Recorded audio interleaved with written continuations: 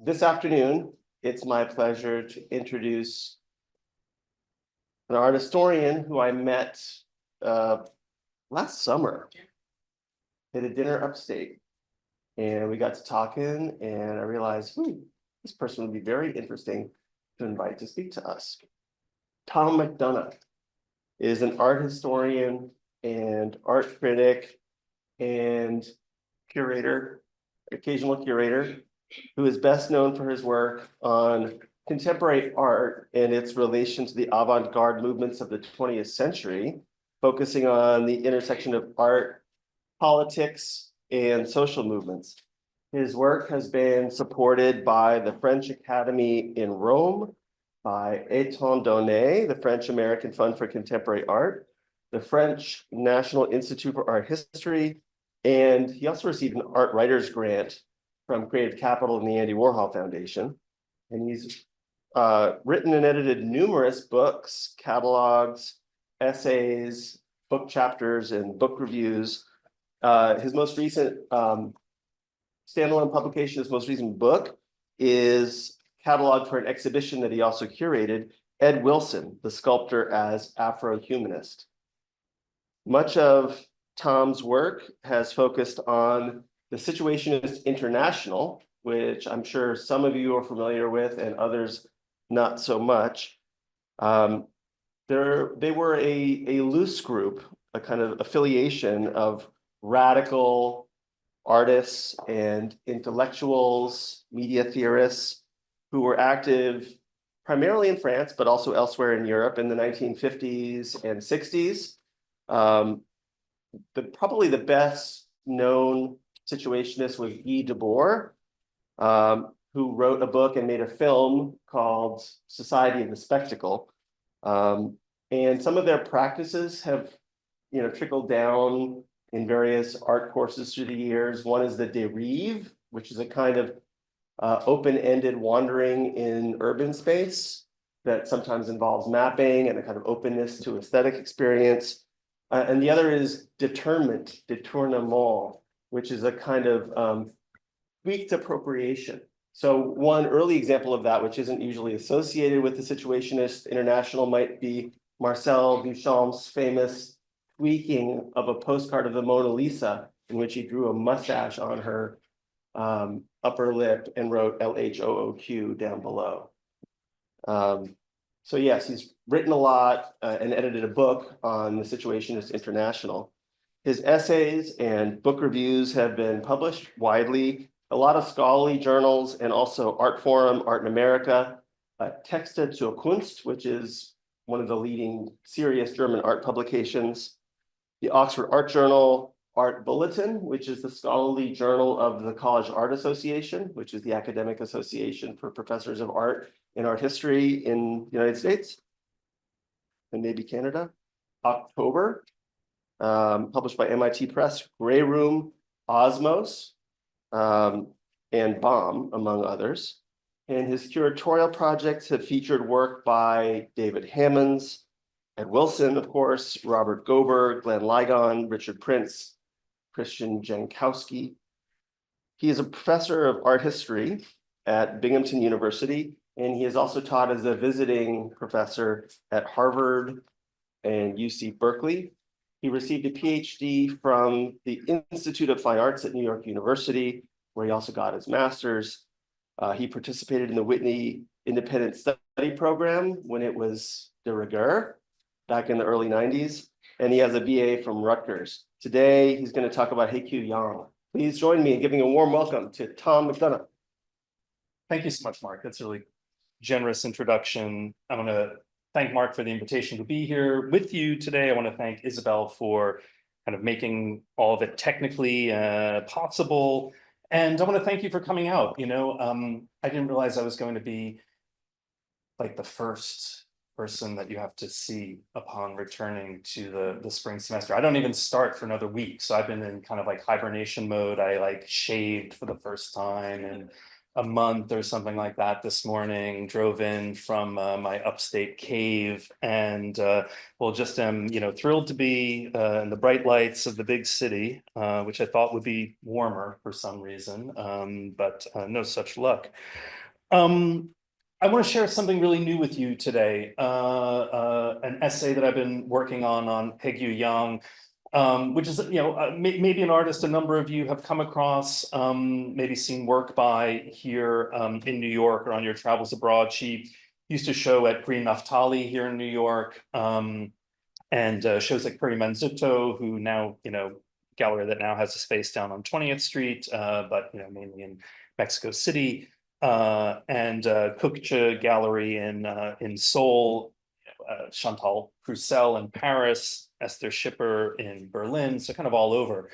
And I've known Haegyu for maybe about, I want to say like 12 years now. I've been looking at her work for a long time, and then had an opportunity to work with her for a show at the Pompidou in Paris around 2015. And she's going to have a big show coming up in a little bit later this year at the Nasher, which is like a space for sculpture in Dallas. And so this is a kind of work in progress, let's say, that will ultimately appear in the catalog of that show. And maybe that means like two things for us today. One is that it's a piece of writing that you can have a real impact on, and so I mean it really is like testing something here with you today, and I'm very very pleased that we'll have a chance for like a Q&A where you can really ask me to elucidate or like explain things more, or talk to me about issues that you see. I'm really hoping that this is a opportunity for me to keep working on this. And the second thing I might, maybe just by way of background again, the second thing I might want to say is I'm like really concerned with Haegyu's work. I mean, she's a sculptor.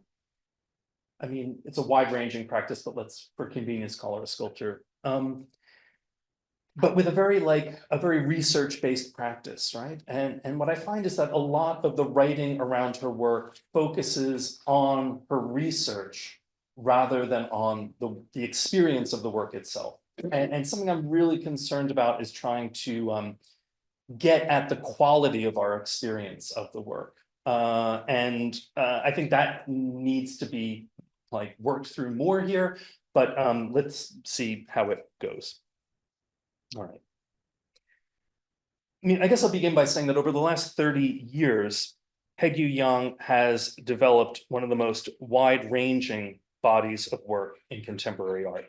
From the large-scale Venetian blind installations that first brought her to international attention, and you see an example of one of those on the left, to delicate paper collages, like you see on the right, delicate paper collages whose geometries are composed from the printed patterns found on the inside of security envelopes. Throughout her practice, an abstract vocabulary has frequently been tied to historical and literary narratives, which are seen to underlie or motivate the work. That's the kind of research-based practice I'm talking about. I'll say more about it.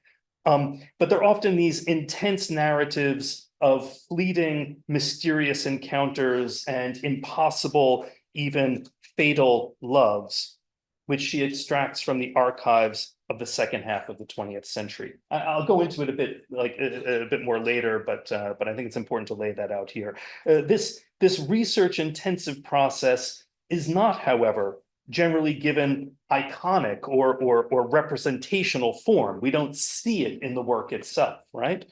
Rather, the audience's only access to their specificity tends to be through textual supplements, press releases, or exhibition catalogs in which this source material is assiduously parsed and frequently kind of expounded upon at length. I mean, it's a weakness of like art historians and art critics, right? Like we can deal with texts really well, right? But artworks are harder for us to deal with. So we gravitate towards like digging out all those sources and often kind of ignore what's visually in front of us.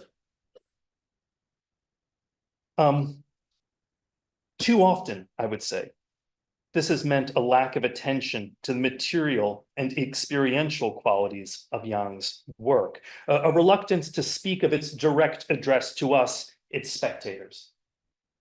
But spectator isn't a terribly adequate term here. Her practice ensures that much more than our vision is engaged. Young's artwork speaks to our senses of touch, smell, and hearing as well, demanding a fully embodied encounter.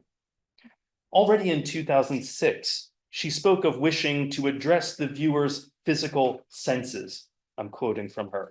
I want to deal with a more immediate dimension of the sensible, thereby opening a hospitable platform for the senses and offering a great deal of immediacy and accessibility to the audience. These are her terms. These have continued to be implicit aims, even in her most recent work. Indeed, we might say that its address to the senses sometimes assumes a well-nigh Dionysian quality, belied by its formal rigor. Sculpture, I want to argue, becomes a means of losing oneself, of escaping the bonds of the subject, if only provisionally. And while this has always been the case in Young's art, her turn over the last 5 years towards shamanism as an underlying narrative and structural logic have brought such concerns to the fore. So I really want to think with you a bit about this turn to shamanism today. Sound has become the most significant medium through which this experience is conveyed, this kind of Dionysian experience. Sound which takes the sculptural form of bells. They found a place in Haegyu Young's sculptural vocabulary from at least 2013, when they first appeared in her so-called sonic sculptures. We're looking at an example of that here on the screen, ornamenting their various geometric forms and lending them a distinct aural component when activated. You're not really allowed to touch them, of course. It's still fancy artwork, but they can be activated in the exhibition space, or maybe you're lucky enough to know some fancy collector up on Fifth Avenue has one in their living room, and you can shake these things. They're on casters, you see, so they move, they often have handles, and they make this incredible, it's almost really, I should have come, feel bad, Mark, I should have come in late, mid-December, and it would have been a holiday kind of jingle. I could have called the talk Jingle Bells, Shaman Spells on the recent work of Haegyu Young. That just came up with them. It's shit. Anyway, I'm always just a little too late is what you're going to experience here today, All right, so this oral component when they're activated.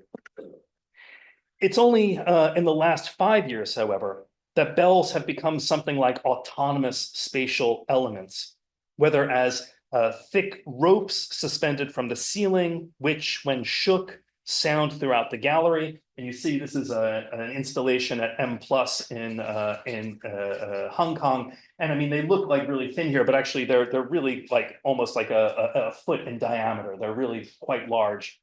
So you have these things kind of suspended, these ropes, or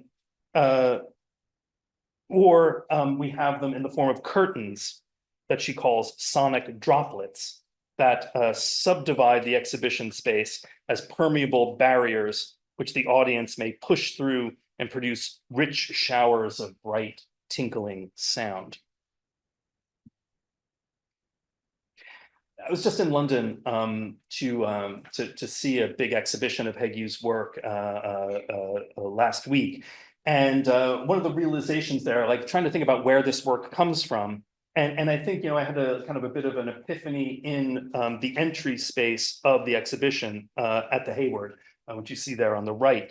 And what you can recognize is that formally these sonic ropes, these pieces that hang down from the ceiling, can be said to derive from the pendant electric cables that have powered the lighting of many of her older sculptures, beginning with the so-called non indépliable, begun around 2010, from then onwards, right? You can see the way that the kind of electric cables that power the lights on these things are suspended down from the ceiling. And I think that's kind of ultimately where these ropes originate from, from that suggestion. What can you do with that as a sculptural form, not just as a kind of installational necessity, let's say, you know?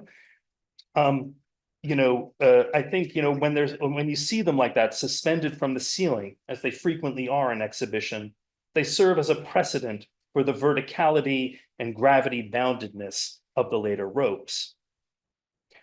But more determinate, especially for the sonic droplets, are the beaded curtains made by Cuban-American artist Felix Gonzalez Torres in the 1990s, which similarly responded to the movements of visitors' bodies through the space in which they are installed, creating permeable thresholds and haptic engagements. Of course, I was very inspired by Felix Gonzalez Torres's works, Yang has recently remarked.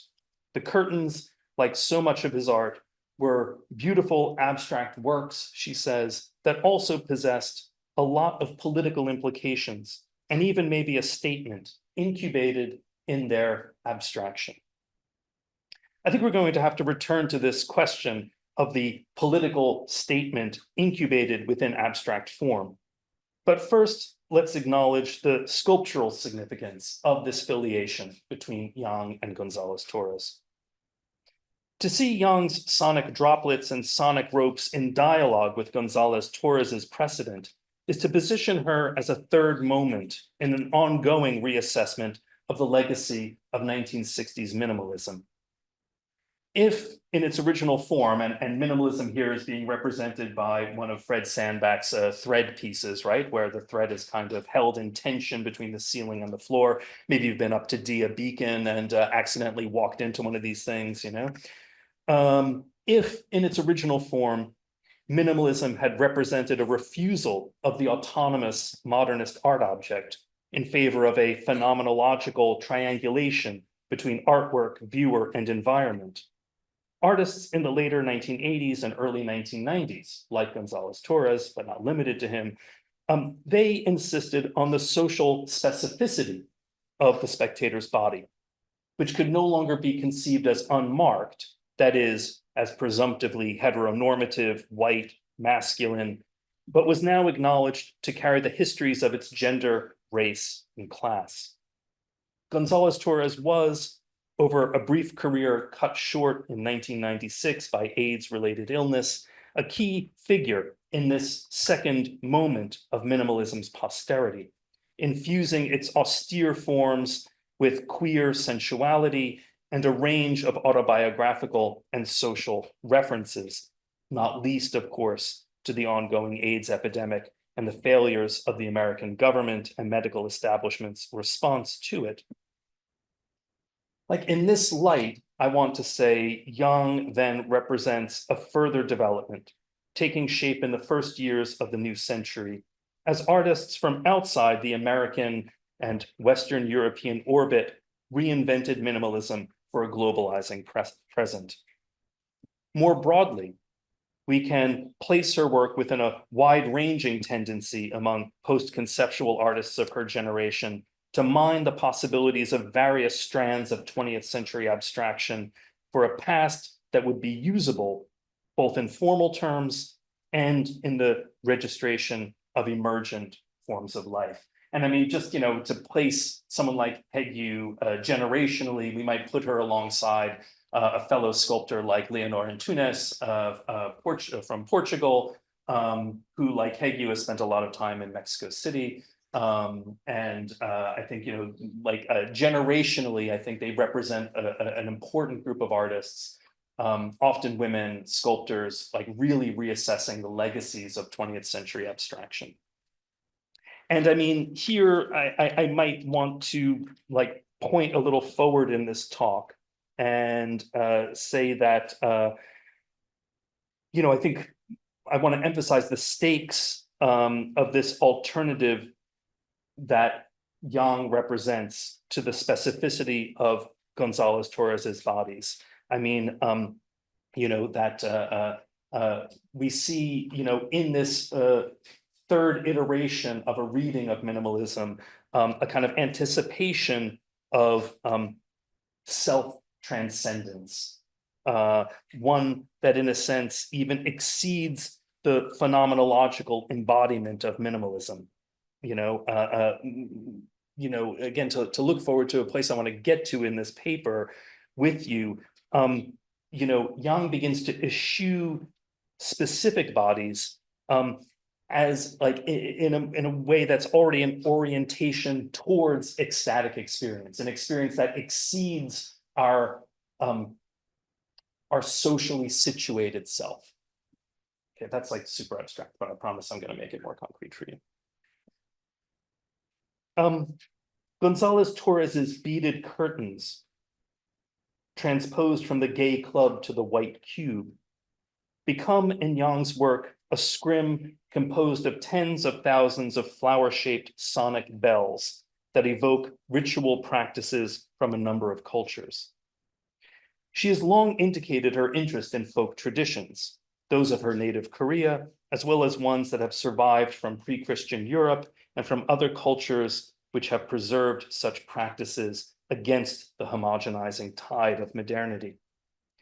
Indeed, if we wish to account for her sonic ropes and sonic droplets, we'll have to move beyond issues internal to the recent history of sculpture and introduce the question of shamanism and its role in these works. While we'll have more to say on shamanism, for the moment, it can broadly be defined as a religious cultural phenomenon centered on a figure believed to achieve various powers through trance or ecstatic experience, powers that include healing, communication with supernatural worlds, and guiding the souls of the dead. In other words, a practice that directly implicates the phenomenological issue of embodiment just evoked. Bells have played a significant role in shamanic seances for many centuries. Certainly in Korea, you see some Korean shaman bells here. It's a function that most likely was first introduced into East Asia by Buddhist monks who imported various magical practices from India. The mystical sounds of bells were a means of prophecy and an echo of the voices of celestial beings. The oral, sound-oriented, and haptic, touch-oriented qualities of Yang's recent sonic sculptures evoke these experiences, moving beyond the primacy of vision and drawing us closer to states of being beyond the everyday. She describes the noise they produce as an especially archaic sound, without any descriptive melodies, remaining basic and fundamental, with rhythmic beats that remind us of an archaic resonation, almost cosmic sounds. It's that basicness I'm interested in. The very form of Yang's ropes reiterates the shaman's archetypal journey into supernatural worlds, their ascent to the heavens or descent to the underworld during their seance. The ropes, I should say, also reference a Korean folktale, which tells of a sister and brother who escaped from a tiger by climbing up an iron rope sent down from the heavens and are transformed into the sun and the moon, respectively. It's like honestly, it's a myth you find in lots of cultures. You find it in indigenous cultures here in North America, like throughout the world, this kind of myth of the origin of the sun and moon in this brother and sister who have to escape some kind of danger. Anyway, there's lots more one could say about that, but I'll set it aside for the moment. Like González Torres, she introduces forms borrowed from subcultural practices into the hegemonic space of the gallery or museum, but now does so not only to pressure the ideological limits of the museum, but also to suggest a metaphorical flight out of the quotidian. These rescue ropes, as she calls those made for the lobby of M+ in Hong Kong, others are similarly named cosmic or celestial ropes, they evoke journeys to extra mundane worlds and the shaman's escape from the ordinary into states of ecstatic trance. References to shamanism first surfaced in Yang's work around 2010. With the series of sculptures, you see them on the left, built from altered clothing racks on casters, which she collectively titled Medicine Men, and accelerated with the Intermediates, you see them on the right, an ongoing group of works based on traditional techniques of straw weaving, begun in 2015. If the first, these medicine men, had indicated a concern with shamanism principally through titling, right? Medicine man like sorcerer or magician is a term frequently seen as interchangeable with shaman.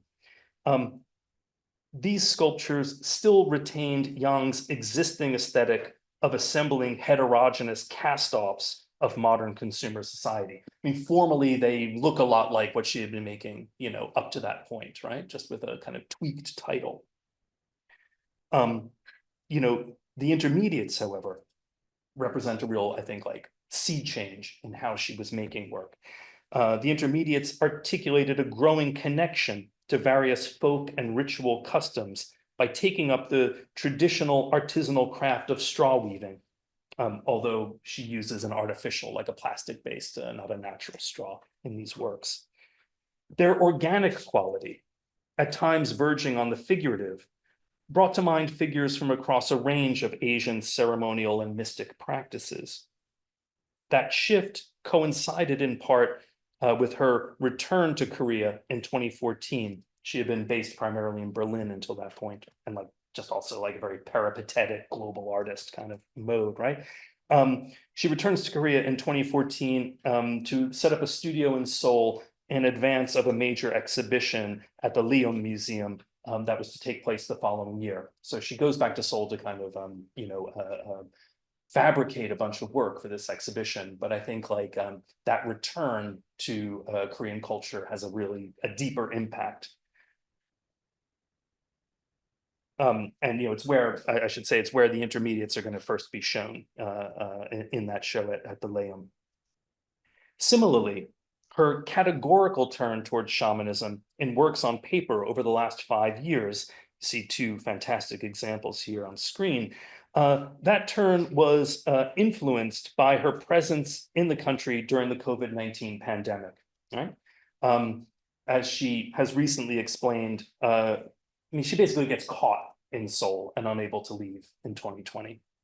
During the COVID outbreak in 2020, she says, I got stuck in Korea and decided it was the right time to look at the strange microcraft practice of shamanic paper cutting that I had once seen in shamanic rituals and dreamt of knowing more about. After learning some things from books and research, I began contacting key figures in that area of shamanic paper props, some of them folk art curators, some shamans themselves. The 18 months I had to spend in Korea during COVID was enough time to understand the whole field theoretically, to obtain the skill in cutting diverse patterns, and finally to develop my own approach with a work category that became mesmerizing mesh. So mesmerizing mesh is like the overall title of these works on paper. This series, begun in 2021 and ongoing, makes use of traditional Korean and Japanese mulberry papers, which are cut in elaborate quasi-symmetrical patterns, sometimes, as in these two examples, like anthropomorphic, you can kind of catch figures more or less clearly in them, sometimes abstract, with clear reference to ritual traditions in Korea and Japan, even as her allusions have more recently extended to folk vocabularies from Eastern Europe, Mexico, and Southeast Asia. Reading what curators and the like have written about these works up till now, I would say that the literature around them to date has tended to focus on shamanism's role in generating their iconography, right? Generating their forms, what they look like, which is seen as echoing traditional methods of sacred paper cutting. I mean, some of the mesmerizing mesh works, for example, are classified as soul paints. These ones, for example, right? That is broadly figurative visual symbols of the souls of the deceased. In shamanic practice, the soul is comforted and its sorrows assuaged when a spirit is blown into the paper. Such readings can only take us so far, however, I want to say. While they elucidate what these collages adopt from shamanic material, practices, they can't tell us much about their ultimate meaning, which is, of course, divorced from any actual ritual context. I mean, these are not, these are not actually used in a ritual practice. They don't have the kind of animistic power that actual shamanic paper, sacred paper cutting has. They are resolutely secular objects, we could say.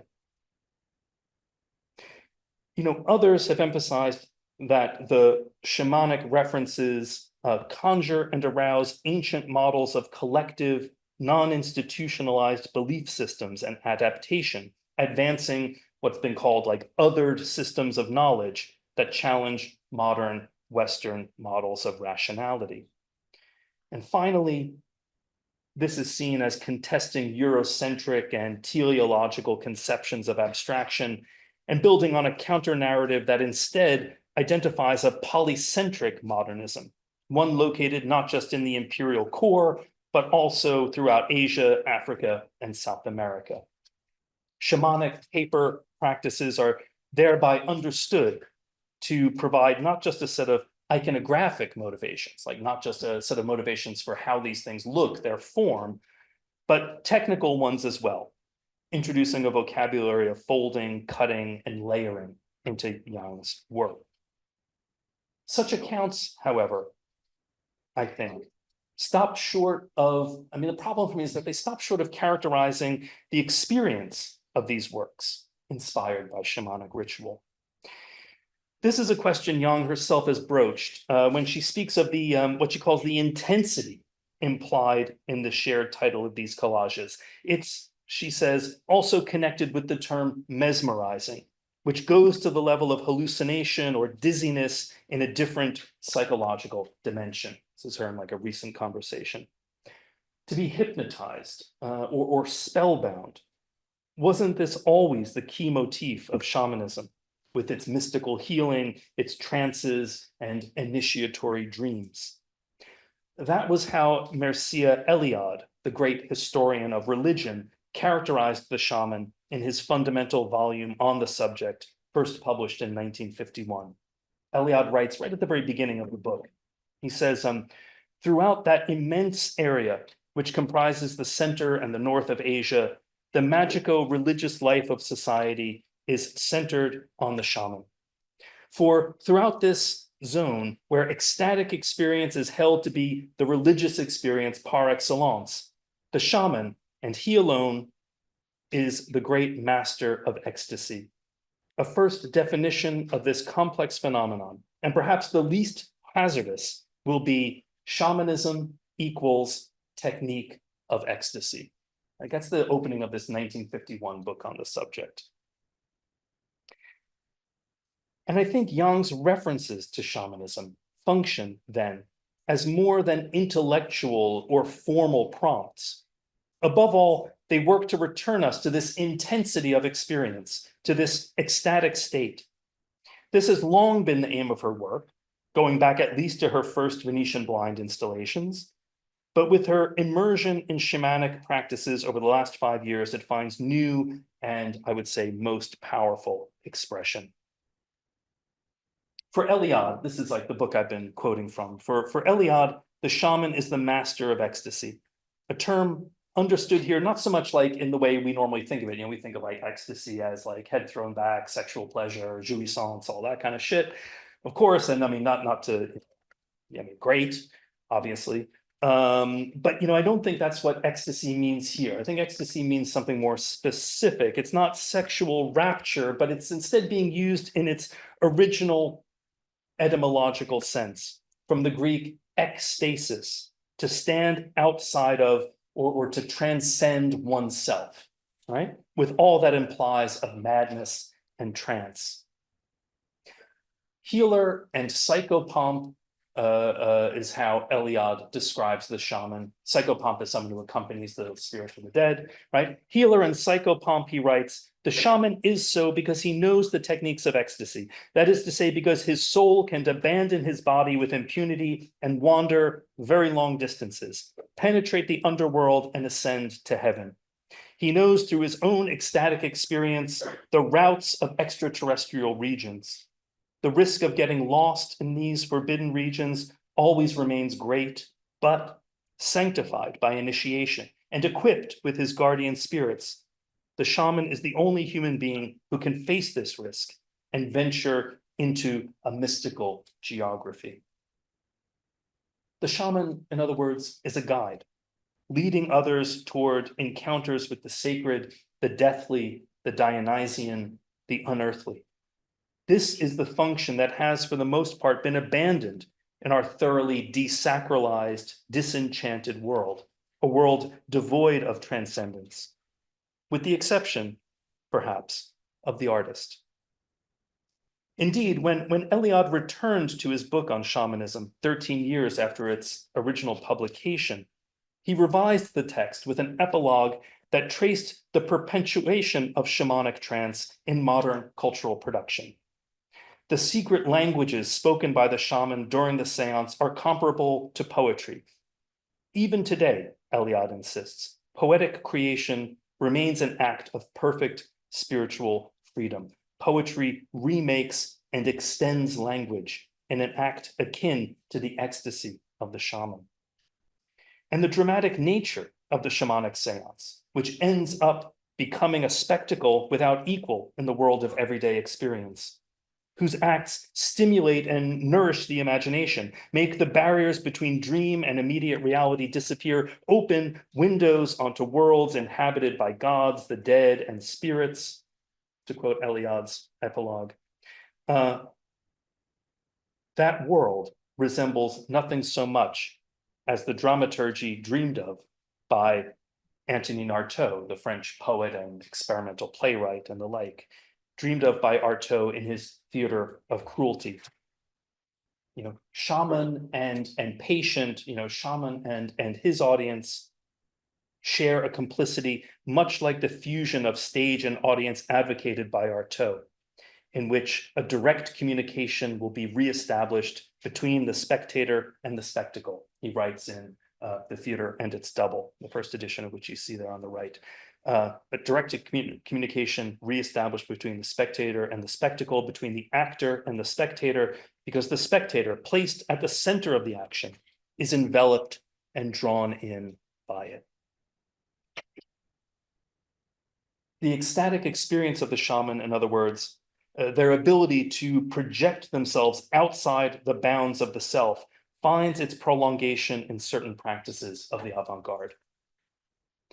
But I want to be careful here. I mean, maybe in some horrible art history class you've had to take in your torturous career as artists, you come across like Joseph Beuys, right? This like German kind of performance artist. He's talking to a dead hare. He's got gold on his face. Maybe he's here in New York, hanging out with a coyote down in Soho at the Rene Bloch Gallery.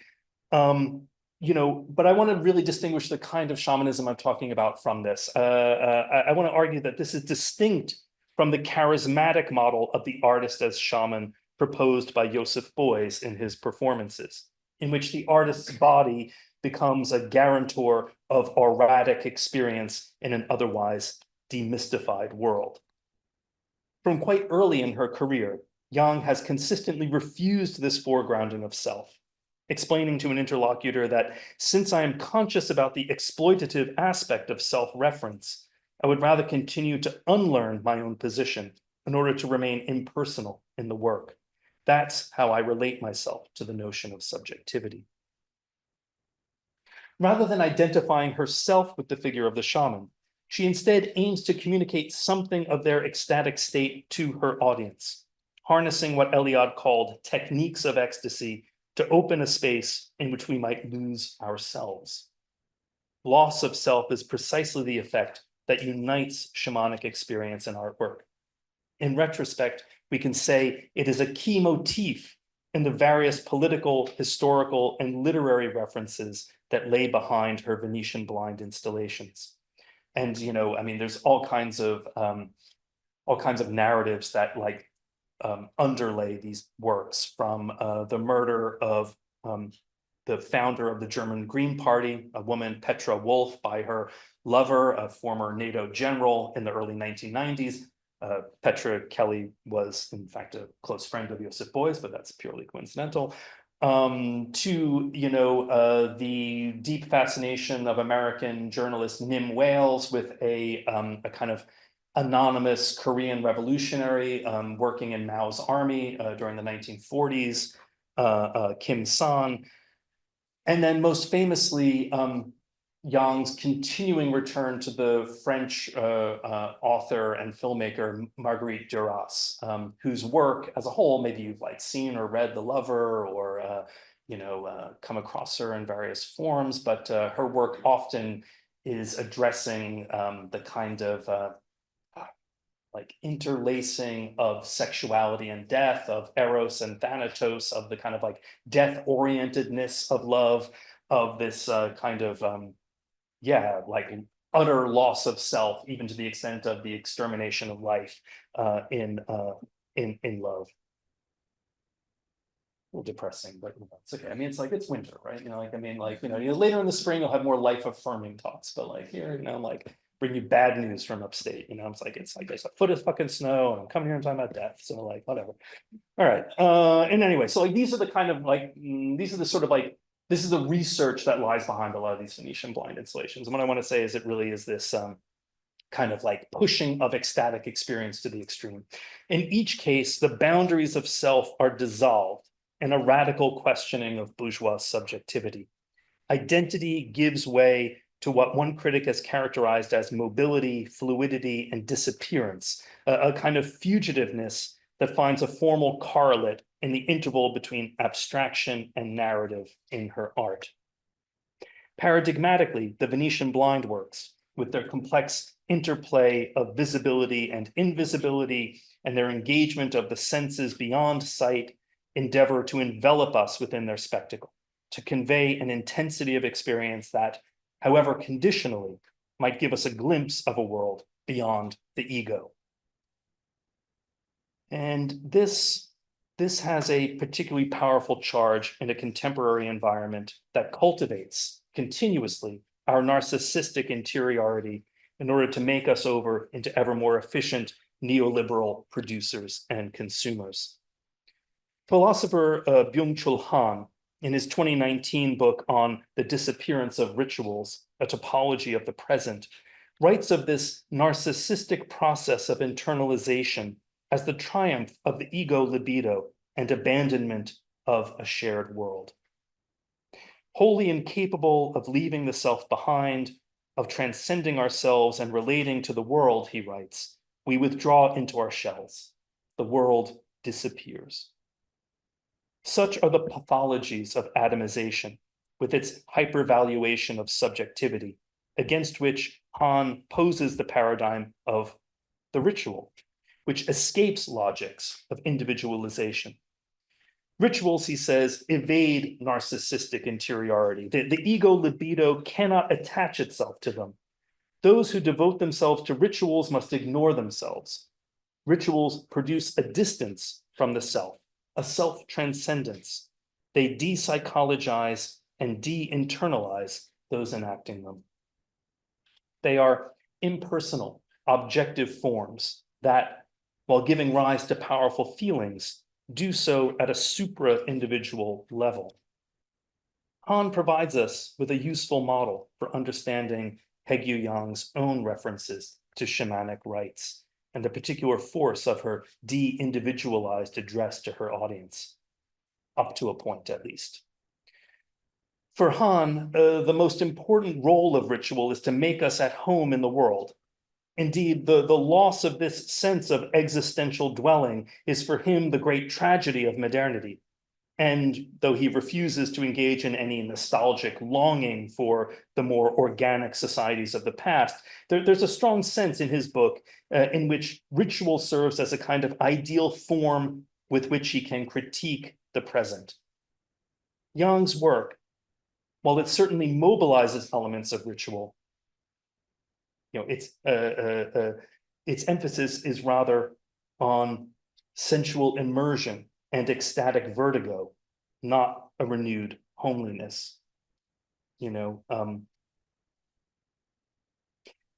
Maybe it's better to say here something about the healing aspects of shamanism, which are, from one perspective, both the precondition for the loss of ego. I mean, the body should be well so we can transcend it, as well as emblematic of the kind of critical politics I'm detailing, where the loss of self means a rejection of the sickness of neoliberal consumer capitalism.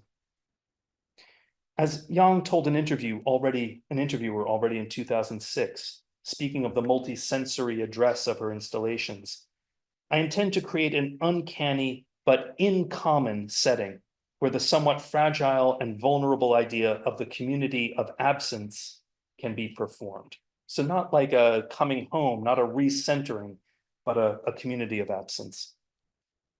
Now, if Yang no longer speaks so much of this Bataillean concept, and indeed the community of absence is this idea developed in Georges Bataille, this French kind of writer and philosopher's work in the 1940s and 50s, and is later taken up by Jean-Luc Nancy in the 1990s. If she doesn't really speak any longer of that Bataillean concept, which she once defined as a community of the plural that shares nothing but ongoing self-examination and a strange kind of optimism, it nevertheless remains central to her conception of the sort of public constructed by her work. It implies a marginality, what we have heard her describe as a condition of fragility and vulnerability that surfaces once again in her recent turn towards shamanism. Korean shamans, the preponderance of whom I should say are women, known as mudang, they traditionally were consigned to the lowest class of society, alongside butchers, sex workers, actors, and Buddhist monks, figures pushed to the fringes. Nevertheless, shamanism constituted something like a national popular religion, as Charles Agenauer, a French scholar of Japanese and Korean studies, once characterized it. South Korean governments of the 1960s and 70s, under the autocratic rule of Park Chung-hee, sought to suppress it as a regressive superstition that needed to be rooted out as part of his program of state-led modernization. Merely the latest in a long history of oppression, with shamanism having a history of consistently resisting state power and its ideology, whether Buddhist or later Confucian, or the kind of top-down modernization propounded by post-Korean War regimes, military regimes. These efforts at suppression, along with shamanism's long popular history, led to revived interest in the practice among the Minjung left, the kind of popular resistance to these autocratic governments, beginning in the early 1970s. The Korean shamanic ritual, or kut, was recovered, rediscovered, and modernized, functioning as an underground forum for the masses, explains scholar Jung-Soon Shim. In effect, she continues, it created a liminal space beyond the official culture, where a collective resistance was generated against oppressive military regimes and imperialistic foreign intervention in Korean affairs. Such a revival of the communal function of the kut, this shamanic ritual, was possible because shamanism had traditionally been the religion of the masses, whereas the practice of both Buddhism and Confucianism were associated with the ruling classes. These political connotations of shamanism, its lingering counter-hegemonic force, continue to echo through Yang's recent work, even as it is shorn of such nationalistic specificity and reinvented as a practice of ecstatic intensity for a community that is not one.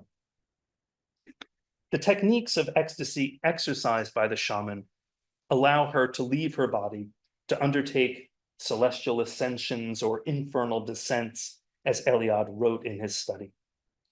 Those journeys parallel what Yang has described as her own leap, a term she draws from the discourse of conceptual art. The first of Saul LeWitt's famous sentences on conceptual art from 1968 read, "Conceptual artists are mystics rather than rationalists. They leap to conclusions that logic cannot reach." In a recent conversation, Yang echoes that thought. I mean, you can almost say like she reinvents these like classic terms from New York-based conceptual art for her own kind of global practice or of the present. I think, she says, mesmerizing mesh is a new attempt to reach a different dimension. I often also talk about the leap a la Sol LeWitt, who described the practice of conceptual art as a way of leaping from one dimension to another. It is a leap that is mystical and not necessarily logical. In that leap, I actually see quite a few of the scenes that I'm observing. More importantly, her work has created a hospitable platform from which we too, her spectators, might attempt to vault out of the narcissistic boundaries of the ego toward a shared space of self-transcendence, a secularized version of shamanic flight.